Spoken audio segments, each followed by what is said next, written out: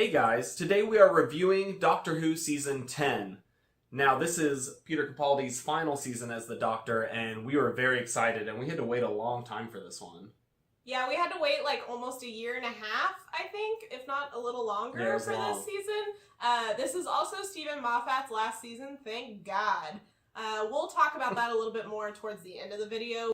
We're really big fans of Doctor Who, so we had high expectations for this season. We actually really enjoyed this season overall. We think it was Capaldi's best. There are some parts of it that we didn't like as much, but overall it was probably his strongest season.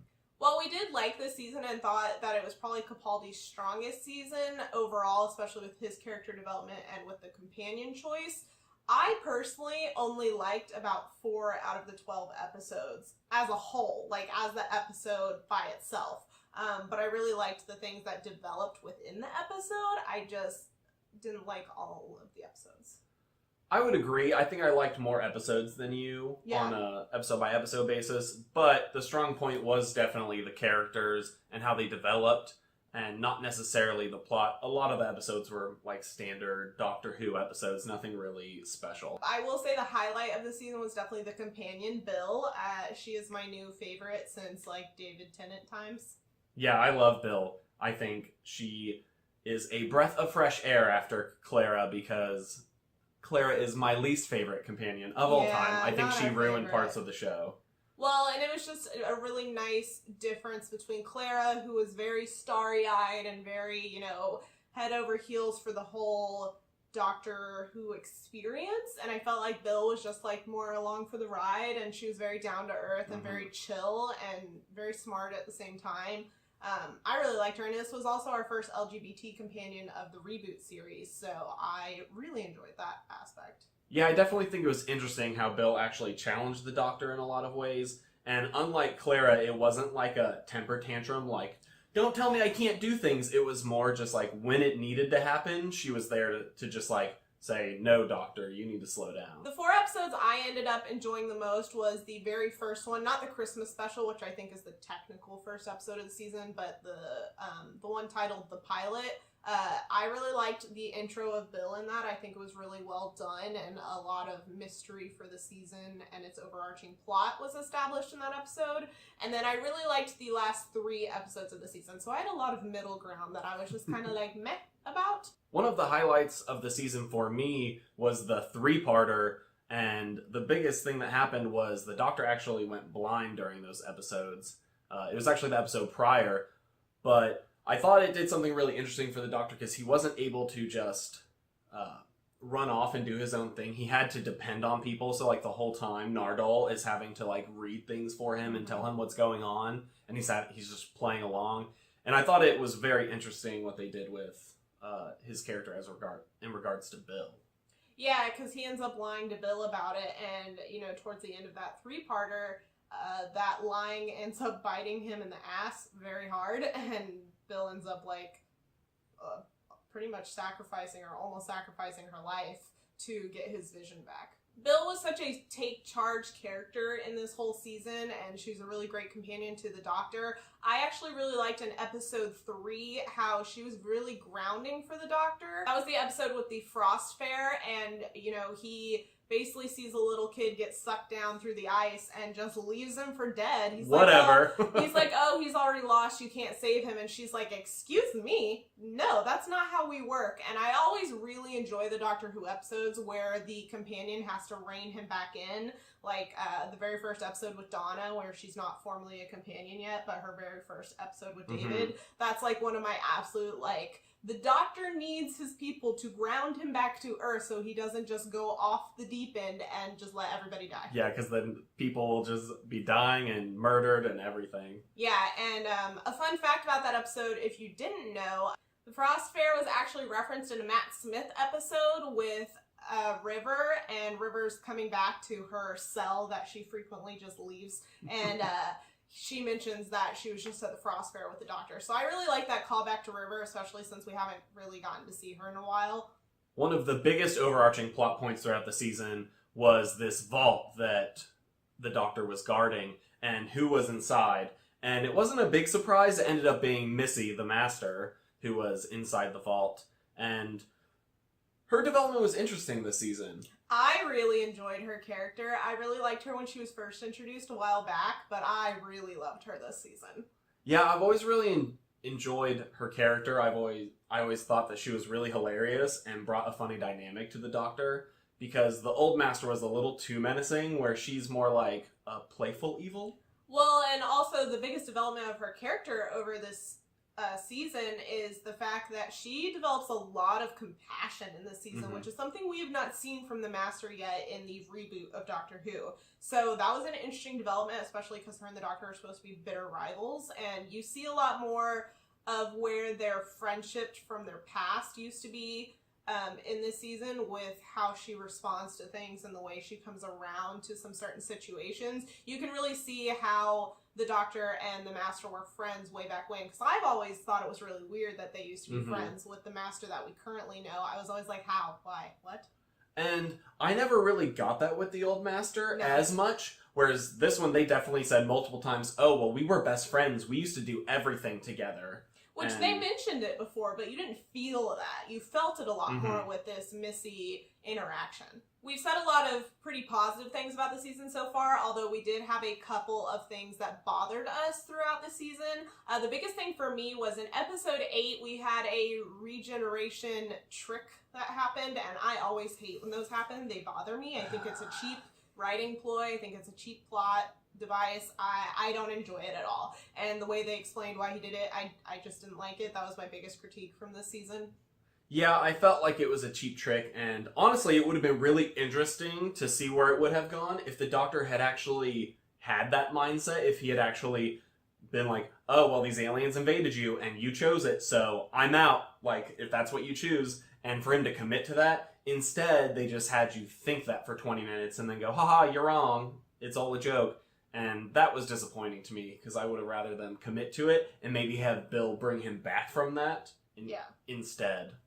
I feel like one of the staples of Capaldi's Doctor, unfortunately, is that I feel like all of his episodes and storylines have a lot of potential, and they never quite get to where I want them to go. I feel like they almost get there. It just felt like the writers had a lot of loose ends that they didn't wrap up, or a lot of ideas that they're like, oh, this will be interesting to introduce in this episode, and then we'll readdress it later, and then the later never happens. And we have one more episode with Capaldi after this. We have the Christmas episode, and they typically do not do big storyline endings in the Christmas episodes, except for that one Matt Smith one, which that's a whole nother story. But I don't think they're going to do that in this case, or maybe they will, and maybe it'll solve all our problems. But there's a lot of loose ends, or a lot of concepts and ideas that were introduced that just have not been played out. Yeah, so you really don't know where they're trying to go with it, because it never gets resolved. So now that we've kind of talked about our overall thoughts and some of the episode details that we thought were good or bad, let's talk about the two-part finale, which, oh my god, this two-parter was so freaking good. It was good. After such a mediocre season, in my opinion, I mean, it was, like we said, the storyline, the overarching storyline was good, but the episode-by-episode concepts and ideas I just didn't love.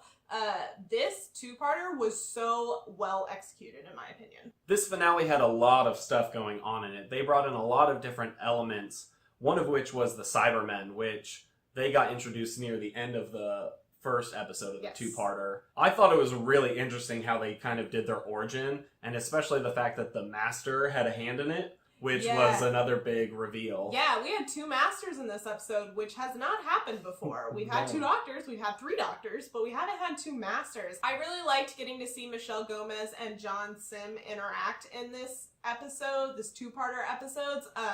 It was just really great to see John Sim come back, because I honestly think he's one of the best iterations of the Master, and I love his evilness and the way he just plays it. I love it, and so I'm really glad we got to see him again. And he played really well with Michelle Gomez, and because of their differences in characters and how much Missy developed over this season, you really saw that drastic difference between the two once they got together. Yeah, I think that difference was the most interesting part of Missy's development, because it shows you how far she's come.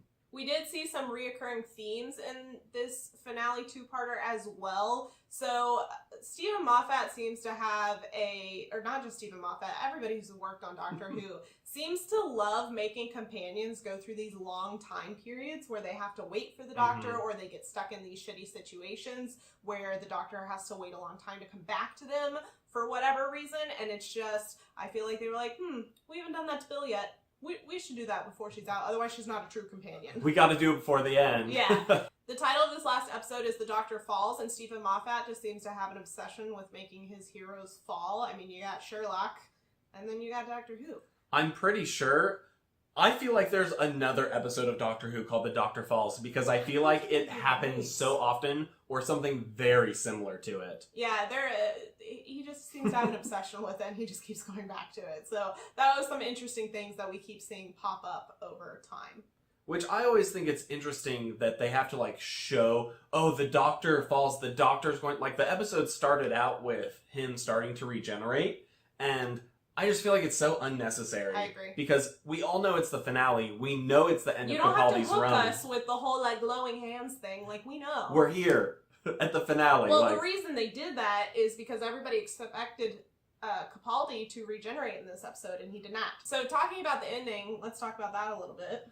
Yeah, I think that was one of the weirder parts, is that as the Doctor was regenerating, this whole episode, that it was all the Doctor kind of accepting what he does, and there's even a long monologue, which I think was one of the best parts of the episode, that was real quiet. Capaldi has had some damn good monologues in his 3 seasons. Where he just straight up goes to the Master Missing and goes, this is who I am, and this is why I do what I do. And I thought it was so powerful, and it proves it then when he sacrifices himself, where he's starting to glow to regenerate, he's surrounded by Cybermen, and he goes, you know what, enough is enough. Like, enough of the regenerating and trying to save myself, let me just do this. And he blows himself up, and I was like, wow, that was really powerful. But when Bill brought him back to the ship and then healed him, and he got up and started regenerating, and he was all like, I don't want to go, that's where they lost me. I was not happy when he said that phrase. I was about to get up and punch our TV because I don't want to go. It's David's. No, you cannot have that. And then he started doing Matt's farewell as well, and I was like, okay, I see what you're doing. I'll allow it, I suppose, but I didn't love it. Yeah, I think it would have been much more in line with his character if he had actually accepted it, and with the theme of the entire finale episode of him accepting that who he is, what he does, and that sometimes means dying and regenerating. It would have been so much cooler for him to just say, okay, I've done what I've come here to do, and I'm done.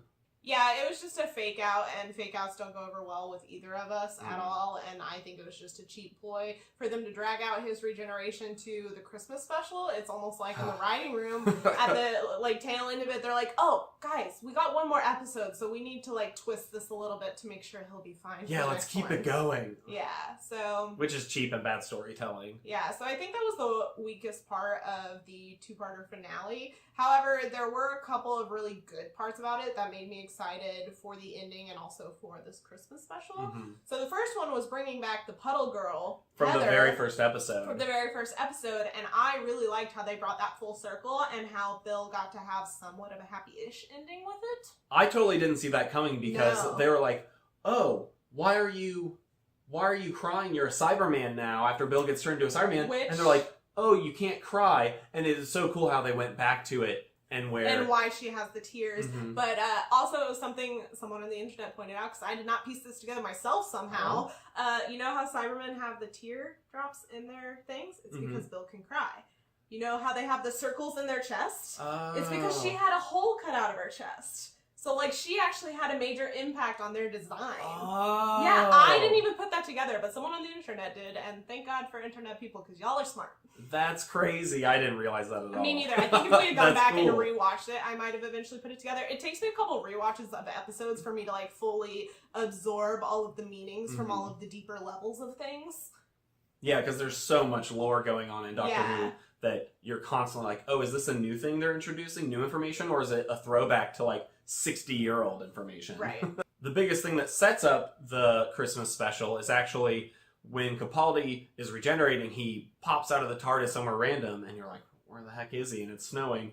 But then the first Doctor walks up and is like, "Oh hey," and then it, woo, out to the credits. But the first Doctor actually appearing will be pretty interesting to see how they interact and where they take, I guess, the new Doctor by interacting with the first one. On that note, let's talk about where we think the series is going to go, or the plans for moving forward, because if you don't know, we've mentioned a couple times, Stephen Moffat is done after the Christmas special. He's out, and a new showrunner is joining. It's the same guy who has been doing Broadchurch, and Yes. yeah, which we're excited about because we love Broadchurch, but they're gonna kind of do a medium hard reboot, like they're gonna semi-hard reboot. Yeah, they're gonna be doing a new Doctor, new companion, new showrunner, all of that. So this is gonna be really similar to when we switched from David to Matt, because we changed showrunners, companions, and doctors when that happened too, and that was a really big jarring thing to happen for the fan base. All of us were, I personally was really against Matt Smith when he joined, and I grew to like him over time, but so we'll see what happens. I'm very interested to see where they go with it. Yeah, I think it has a lot of potential to be really good, because I think at this point Stephen Moffat has made it so stale. It's almost like he's been intentionally trying to hurt the show. He's bored, and I think the problem with Stephen Moffat worked on a lot of David Tennant's seasons as well, but Russell T Davies was the showrunner at the time. But Moffat was a lot better at individual episodes, or even two-parters, like those small story arcs. He was really good at. Some of my favorite episodes from Tennant's time were Moffat's episodes, but overarching plots that last a whole season or longer, he is not good at. I don't like it. He struggles a lot with those loose ends. He keeps creating them, and he has a lot of trouble turning them into like a final conclusion where he can tie those up. It's very loose and threadbare, and I don't like it. And another personal thing for Stephen Moffat for me is that he's made a lot of negative comments towards women over the years, and I honestly don't think he writes women very well very often. I think a big reason that I really liked this two-parter finale was because we had a woman director, which I looked her up after this because I was like, who the F directed this? Because this is great. And she's actually done work on a lot of shows that we have watched before and have enjoyed. So I think that saved a lot of the ending. But yeah, so I'm very excited for a new showrunner because I'm all done with Stephen. Not this one. Stephen Moffat. Overall, we really enjoyed Capaldi's run as the Doctor, and we're excited for his last episode. Hopefully it's as good as the finale was. And we are very excited to see where the show goes next with new direction and new actors and the whole shebang. If you like this video and like our reviews, please give us a thumbs up down below, and also subscribe. We would love to have you join our BS Review family, and we want to talk to you guys about your opinions. So if you have thoughts about the season or anything else with Capaldi's run, please leave us a comment or come talk with us on Twitter or Facebook. We have all of our social media links down below. And if you want to check out some of our other videos, they will be right over there. And we will see you guys in our next video. Bye. Bye. I'm Put down the good. wrap-up. Yeah, I will put that on you. Wrap up out you. The video wraps you up. Stay tuned for a glow review.